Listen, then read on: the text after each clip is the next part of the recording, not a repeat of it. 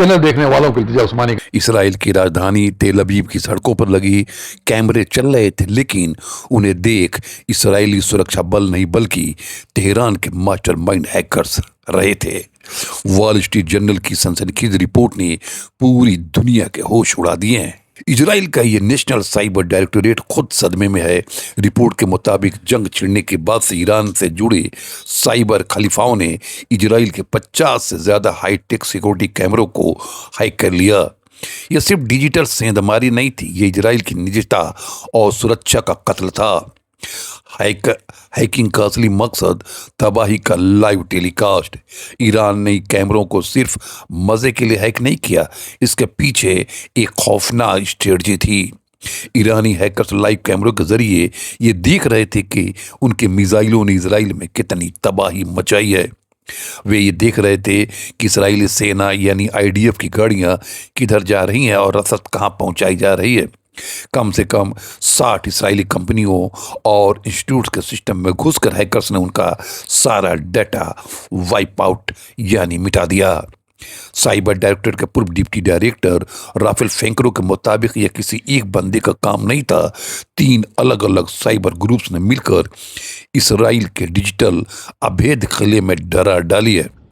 सबसे डराने वाली बात यह है कि किसी को नहीं पता कि ईरानी हैकर्स कितने घंटों या दिनों तक इन कैमरों का इस्तेमाल करते रहे। क्या उन्होंने इजराइल के गुप्त ठिकानों के फुटेज भी निकाल लिए? क्या इजराइल के डिफेंस प्रोटोकॉल अब ईरान की स्क्रीन पर खुलेआम बिक रहे हैं? मिडिल ईस्ट की ये जंग अब टैंकों और मिसाइलों से निकलकर फाइबर ऑप्टिक्स केबल और कीबोर्ड्स तक पहुंच गई है। क्या इसराइल इस डिजिटल वायरस का काट ढूंढ पाएगा? अब तो लगता है कि इसराइल पे जो इतनी मार पड़ रही है उसकी असली वजह यही है कि उसकी तमाम खुफिया मालूमात ईरान तक पहुंच रही थी।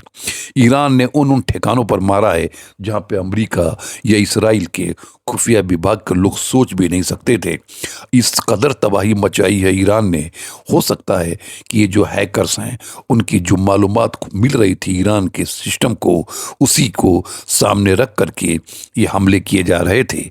अब ये चीज़ बात सामने आ गई दुनिया की कि जिस तरीके से थॉट, एयर डोम या और भी जो दावे किए जा रहे थे इसराइल की तरफ से कि उनकी मुल्क को या उनके शहरों को कोई भी मिसाइल या रॉकेट आ नहीं सकता, उसको मार दिया जाएगा, वो सब धरा का धरे रह गया। उसी तरीके से जो ये सबसे बड़ी टेक्नोलॉजी और दुनिया के सबसे तरक्की याफ्ता होने का दावा ठोक रहे थे वो भी टाएं टाएं फेस हो गया है।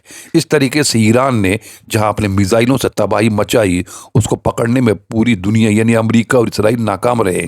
अब उसके हैकर्स ने इसराइल के अंदर घुसकर उनकी तमाम मालूमात समेट ली है।